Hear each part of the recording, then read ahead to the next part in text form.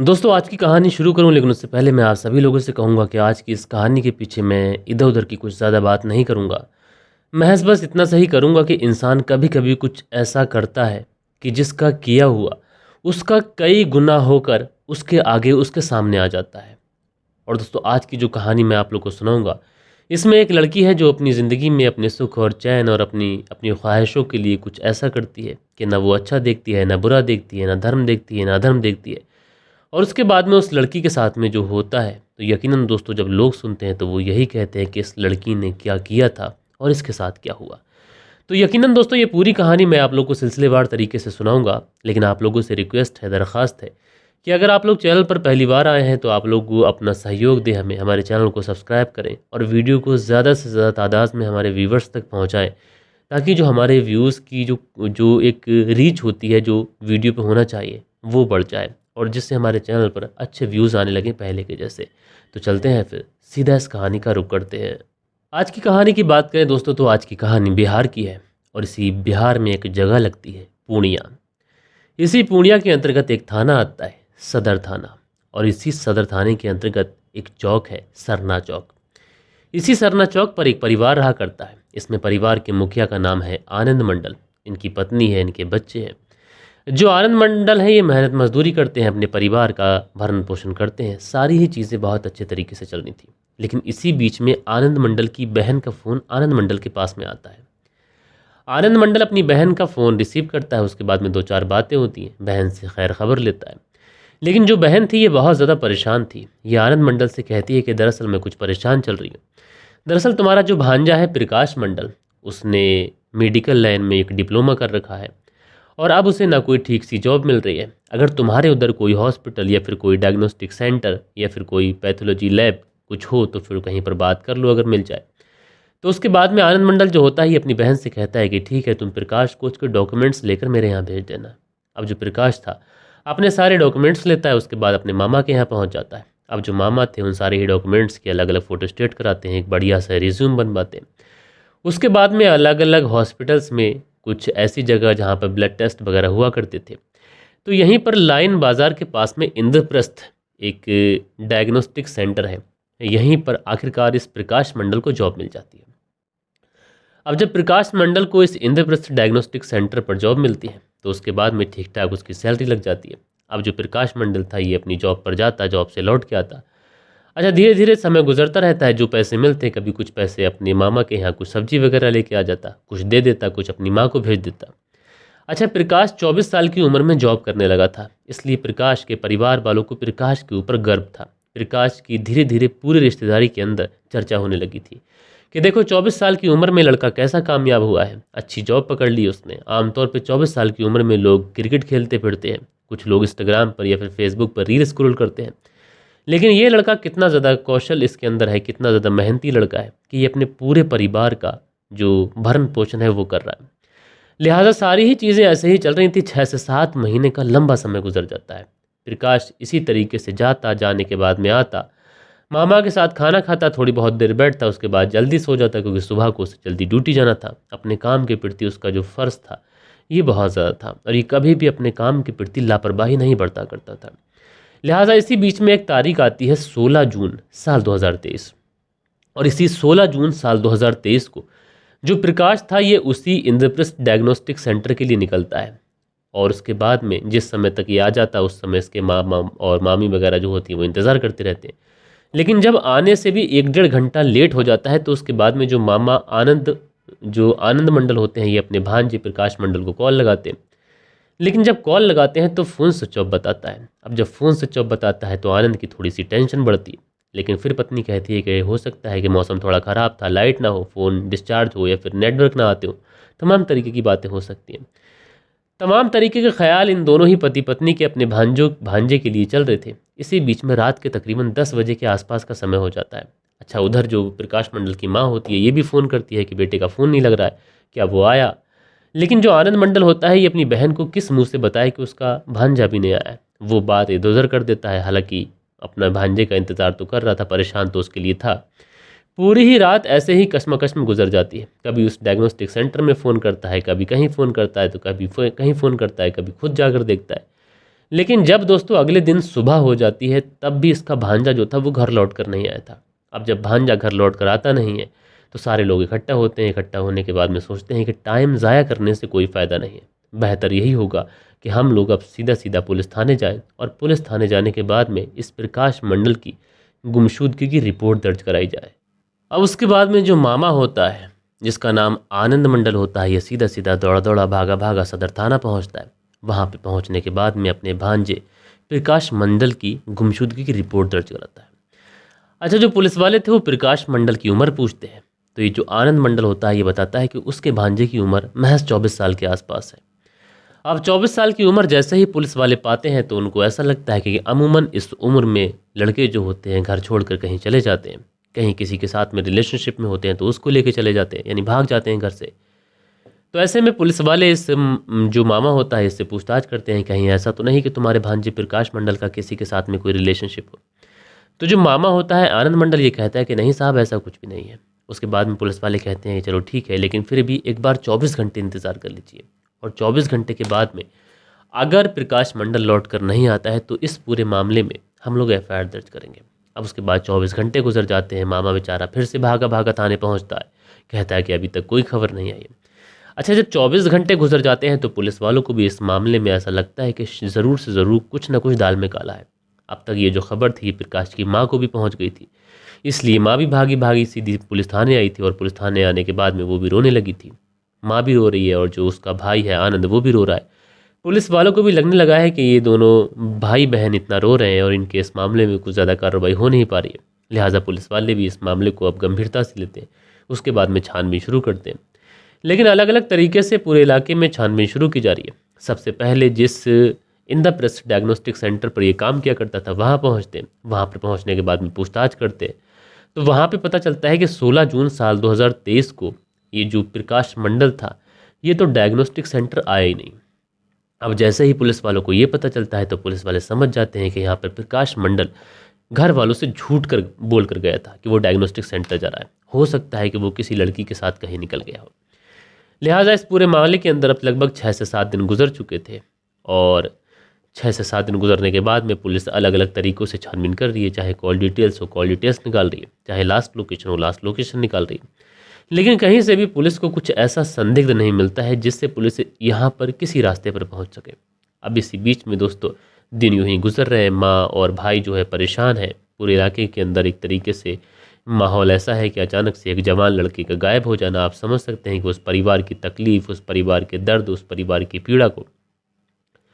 लिहाजा जब समय गुजरता रहता है और तकरीबन तकरीबन इस पूरे मामले के अंदर 19 दिन का लंबा समय गुजर जाता है।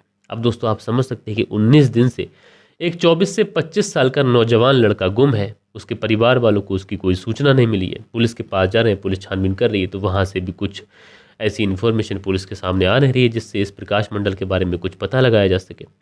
लेकिन इसी बीच में पुलिस ने जो कॉल डिटेल्स निकाली थी उसमें पुलिस को कुछ 10 नंबर ऐसे मिलते हैं जिस पे उस दिन से, जिस दिन गायब हुआ है उससे एक दिन पहले तक इन 10 नंबरों से लगातार बात हुई है। अब इन 10 नंबरों से बात हुई है तो कैसे पता चले कि 10 नंबर, भाई 10 नंबर को कैसे करके छाने। लिहाजा बात पुलिस वाले फिर ये पता करते हैं कि इसकी लास्ट लोकेशन कहाँ की आई थी, तो पता चलता है कि लास्ट लोकेशन तो इसकी रानीगंज की आई थी। अब फिर पुलिस वाले ये पता करते हैं कि रानीगंज में एक्टिव नंबर कौन से थे, तो पता ये चलता है कि इसमें लगभग 2 से 3 नंबर ऐसे थे जो रानीगंज में एक्टिव थे।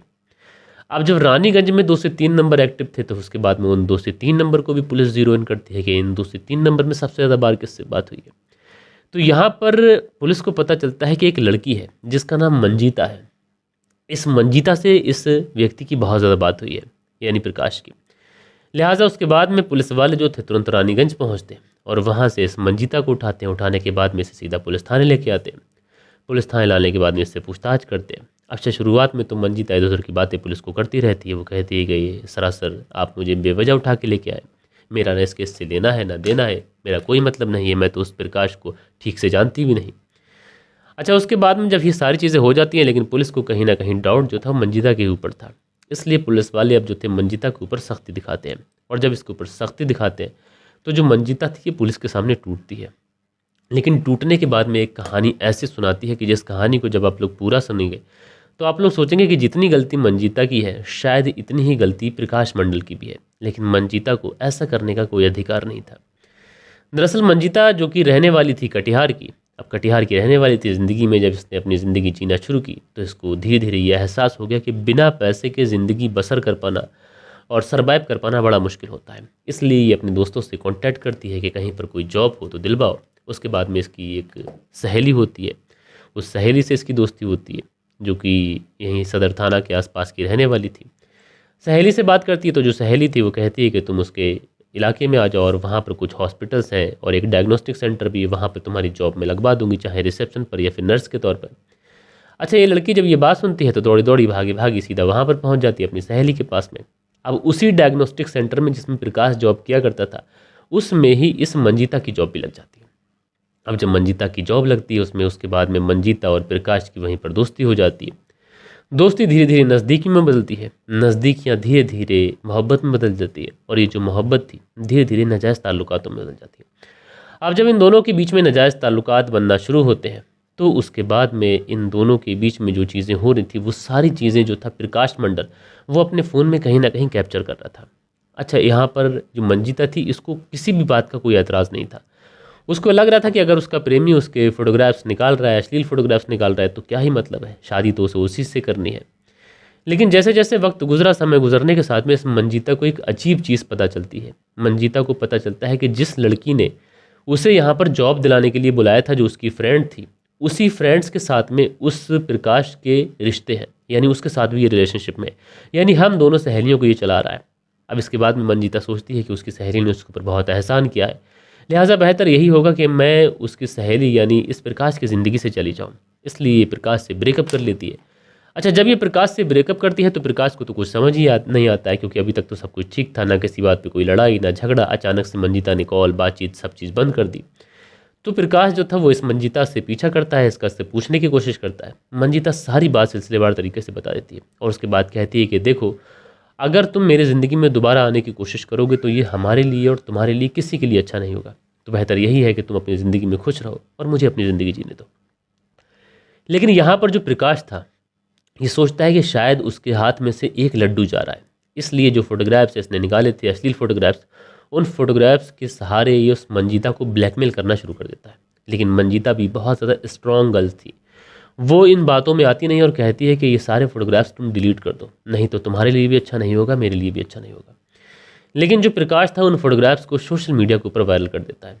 जब फोटोग्राफ सोशल मीडिया के ऊपर वायरल करते हैं तो जिस इंद्रप्रस्थ डायग्नोस्टिक सेंटर में ये जॉब किया करती थी लड़की, वहाँ पर बदनामी की वजह से इसकी जॉब भी चली जाती है। उसके बाद ये वहाँ से निकलती है, सीधा रानीगंज पहुँचती है और वहीं पर जाकर अपनी जॉब ज्वाइन कर लेती है। लेकिन ये जो प्रकाश मंडल था ये किसी भी हाल में मंजिता को छोड़ना नहीं चाहता था, इसलिए ये मंजिता को आए दिन कॉल करता, उसे कॉल करने के बाद में उससे बातचीत करने की कोशिश करता। समय यूं ही गुजरता गया। मंजिता को लगा कि शायद ये ऐसे उसका पीछा नहीं छोड़ेगा, इसलिए मंजिता जो थी वो एक दिन इस प्रकाश को कॉल करती है और कॉल करने के बाद में इससे कहती है कि तुम उससे मिलने के लिए आ जाओ और मेरा भी तुमसे बहुत ज़्यादा मिलने को दिल कर रहा है। बहुत दिन हो गया तुम्हारे साथ में कुछ भी नहीं किया है, तुम जो चाहो मेरे साथ कर सकते हो, बस तुम मिलने के लिए आ जाओ। अब जैसे ही ये बात प्रकाश सुनता है तो उसके मन में तो एकदम से लड्डू फूट जाते हैं। वो सीधा सीधा भागा भागा वहीं पर पहुँचता है रानीगंज में, मंजिता से मिलता है। ये सुनसान जगह पर पहुँचते हैं। वहाँ पर पहुँचने के बाद में ये लोग काफ़ी अच्छे तरीके से बैठते हैं, बातें करते हैं। उसके बाद में मंजिता कहती है कि तुम मेरे साथ जो चाहो वो कर लो। अब जैसे ही ये बात प्रकाश सुनता है वो अपने कपड़े वगैरह निकाल कर सब कुछ रेडी हो जाता है उसको फिजिकल होने के लिए। उसके बाद में मंजिता भी उसका साथ देती है, दोनों एक दूसरे के साथ में फिजिकल होते हैं। थोड़ी देर के बाद में जो ये लड़का था प्रकाश ये फारिग हो जाता है और उसके बाद में मंजिता जो थी वो इससे कहती है कि तुम में अब पहले सी बात नहीं रही। प्रकाश कहता है कि पहले सी बात नहीं रही क्या मतलब, अब तुम रोज़ मेरे साथ रहोगी और रोज़ अगर ये सारी चीज़ें होंगी तो तुम देखोगी ताकत को। लेकिन मंजिता कहती है कि नहीं, मुझे अंदाज़ा था कि तुम्हारे साथ में यही सब कुछ होगा और मुझे भी तुम्हारे साथ में समय बिताए हुए काफ़ी ज़्यादा समय गुजर गया। मैं चाहती हूँ कि आज के इस पल को मैं तुम्हारे साथ बहुत ज़्यादा इन्जॉय करूँ, इसलिए मैं तुम्हारे लिए स्टेमिना बढ़ाने वाला एक इंजेक्शन लेके आई थी। अब जैसे ही ये बात प्रकाश सुनता है, प्रकाश तो बहुत ज़्यादा खुश हो जाता है। उसको लगता है कि उसकी प्रेमिका उसका कितना ख्याल रखती है। प्रकाश भी हंसी हंसी में अपना प्यार से अपना हाथ उसके सामने बढ़ा देता है, खुद नस उसको बना के देता है कि देखो इस नस में इंजेक्शन लगाओ। उसको लग रहा था कि जैसे ही ये इंजेक्शन लगेगा उसका स्टेमिना बढ़ जाएगा और फिर से वो उसके साथ में उसी तरीके से फिजिकल होगा जैसे पहले हो रहा था। अब उसके बाद में मंजिता जो थी वो इंजेक्शन उस प्रकाश को लगा देती है। अब जैसे ही वो इंजेक्शन प्रकाश की नसों में जाता है, देखते ही देखते प्रकाश की जो सांसें होती हैं वो सांसें थम जाती हैं। दरअसल उस इंजेक्शन के अंदर नशे का ओवरडोज था जो सीधा नस में लगाया गया था। प्रकाश समझ रहा था कि उसको पावर की इंजेक्शन लगाई गई है, लेकिन वो उसकी मौत का इंजेक्शन है ये उसको नहीं पता था। अब जैसे ही प्रकाश की मौत होती है, उसका मोबाइल, उसके कपड़े ये नदी में फेंक देती है। उसकी जो डेड बॉडी थी उसको पेट्रोल डालकर उस पर आग लगा देती है अपनी स्कूटी से निकाल कर। बहरहाल दोस्तों, ये भी सारी चीज़ें निकल के आती हैं तो पुलिस कहीं ना कहीं ये सोचती है कि जितनी जिम्मेदार मंजीता है, जितना कसूर मंजीता का है, उतना कसूर प्रकाश का भी था। लेकिन मंजीता ने एक काम गलत किया, उसने प्रकाश का मर्डर किया। बहरहाल दोस्तों, मंजीता को गिरफ्तार किया गया और लेकिन जब पूरे समाज में हर जगह ये खबर पहुंची तो हर कोई हैरान था, परेशान था और किसी एक के फेवर में बयान देने से बच रहा था। बहरहाल दोस्तों, आप लोग इस पूरी घटना के अंदर सबसे ज़्यादा कसूरवार किसको मानते हैं? अपनी राय नीचे कमेंट्स बॉक्स में ज़रूर से ज़रूर दीजिएगा। बाकी दोस्तों, कल के दिन आप लोग के कुछ बेहतरीन कमेंट्स भी थे, वक्त होता है कि आप लोग के कमेंट्स पढ़ लिए जाएं। सो दोस्तों, जो सबसे पहले कमेंट किया है वो उमराव सिंह ने किया। लिखते हैं, मलिक साहब प्रणाम, भारत पाक बॉर्डर बाड़मेर राजस्थान से आपको सुनते हैं और आप एक अच्छे कहानीकार हैं, तो मेरे भाई आपका बहुत बहुत शुक्रिया। खान अकील हैं, लिखते हैं अस्सलाम वालेकुम शाविज़ भाई, स्टोरी अच्छी है। तो खान अकील जी आपका भी बहुत बहुत शुक्रिया। दिनेश कुमार लिखते हैं, भाई आप बहुत बढ़िया कहानी सुनाते हैं। दिनेश कुमार जी मेरे भाई शुक्रिया आपका। उसके बाद में राजू सोलंकी ही लिखते हैं, नाइस स्टोरी भाई, लव यू मलिक भाई। तो राजू सोलंकी जी मेरे भाई आपका बहुत बहुत शुक्रगुजार हूँ। शादाब अंसारी ही लिखते हैं, गुड स्टोरी सर, आप बहुत मेहनत करते हो स्टोरी के लिए, तो मेरे भाई शुक्रिया आपका। उसके बाद में आदिल परवेज़ लिखते हैं, भाई आपका कहानी हमेशा सुनता हूँ, लव फ्रॉम जोरहट आसाम से सुनते हैं, बहुत बहुत शुक्रिया। अंसारी सुहेल कहानी सुनते हैं, बहुत बहुत शुक्रिया। दिनेश कुमार लिखते हैं, मैं सबको सुनता हूँ पर आपका अंदाज़ बेस्ट है। दिनेश कुमार जी मेरे भाई शुक्रिया। आगे भी दिनेश कुमार जी का कमेंट्स है। इरफान आलम है, लिखते हैं, नाइस, शुक्रिया आपका। सुल त्यागी है, लिखते हैं, नमस्कार रेनू सुल त्यागी, शियाना बुलंदशहर से सुनते हैं कहानी, तो बहुत बहुत शुक्रिया आपका। दिनेश कुमार जी, साहिल जी कमेंट्स करते हैं। खान जी है, लिखते हैं, खबर सुनकर पुलिस दौड़ी दौड़ी पहुंचती है। तो खान अकील जी आपने अपना बेशकीमती कमेंट्स किया, शुक्रिया आपका। दिनेश कुमार लिखते हैं, नमस्कार मलिक भाई, बहुत बढ़िया कहानी है, आपका अंदाज बहुत बढ़िया है पर आपको लाइक नहीं मिलते हैं, बहुत बुरा लगता है भाई, बेस्ट ऑफ लक। तो दिनेश कुमार जी मेरे भाई आपका शुक्रिया। मैं सारे व्यूवर्स से गुजारिश तो करता हूँ, हो सकता है कि एक न एक दिन लोगों के दिल में आए और वो लाइक करे। मारवाड़ी करके आईडी लिखते हैं, मैं बीकानेर से कैलाश गर्ग, रितिका गर्ग, दोनों हस्बैंड वाइफ कहानी सुनते हैं, तो कैलाश गर्ग और रितिका गर्ग आप दोनों पति पत्नी का बेहद शुक्रिया। खेमराज भट्टी है, लिखते हैं, नाइस स्टोरी सर जी, राम राम। खेमराज गुज्जर, छित्ती जीपी नगर यूपी 16 से कहानी सुनते हैं, शुक्रिया। दिनेश कुमार लिखते हैं, my wife also like your story, तो दिनेश कुमार जी आपकी जो वाइफ हैं दीप, उनका भी बहुत बहुत शुक्रिया। मोहम्मद रियाज लिखते हैं, अस्सलाम वालेकुम सर, तो मोहम्मद रियाज जी शुक्रिया। अंसारी सुहेल लिखते हैं, अस्सलाम वालेकुम जनाब, सलामत रहिए। आजकल मियाँ बीवी एक दूसरे के खून कर रहे हैं, ये बहुत ही गलत हो रहा है। अफसोस इस तरह के लोग शादी के नाम पर इस तरह से लोग शादी के नाम से डरने लगे हैं। जी शुक्रिया आपका। मंदी वर्मा की पत्नी प्रादीप वर्मा जलंधर पंजाब से कहानी सुनती है, शुक्रिया। सचिन चौधरी जी कहानी सुनते हैं। जिवैश अंसारी लिखते हैं, ब्रदर फुल सपोर्ट यू, तो जिवैश अंसारी जी शुक्रिया आपका। तौसीफ जमादार, धीरज सिंह और उसके बाद में मोहम्मद इस्लाम शेख ये कहानी सुनते हैं, शुक्रिया। उसके बाद में चन्नाराम लिखते हैं, चन्नाराम गुड़गांव से सुनते हैं। उसके बाद में वेदांत करके आईडी लिखते, कहानी सुनाई है, उसकी साली थी वो, तो हो सकता है कि आपने कहीं से सुन ली हो। मीना जी है, लिखती हैं, नमस्ते मलिक भाई। जिवैश अंसारी लिखते हैं, शावेज़ भाई अस्सलाम वालेकुम। सरफराज सिद्दीकी जी कमेंट्स करते हैं। लईक अब्बास गुलिस्तानाज बागपत यूपी से कमेंट्स करते हैं। नसीर अहमद जी कमेंट्स करते हैं। अलबफ़ा जी, गाने के दीवानी जी और जिवैश अंसारी जी अपने प्यारे से कमेंट्स करते हैं। सो दोस्तों, ये कुछ प्यारे प्यारे कमेंट्स थे जो कल के दिन आप लोगों ने किए थे। आशा करता हूँ कि आज की जो कहानी है ये आप लोग को ज़रूर से ज़रूर पसंद आई होगी। कहानी पसंद आई हो तो एक लाइक करिएगा, दोस्तों और मित्रों के साथ में ज़रूर शेयर करिएगा। बाकी दोस्तों मिलते हैं कल के दिन किसी और स्टोरी के साथ में। जब तक के लिए अपना ख्याल रखें, देश का ख्याल रखें, परिवार के रिश्तों की अहमियत को समझें। जय हिंद, जय भारत।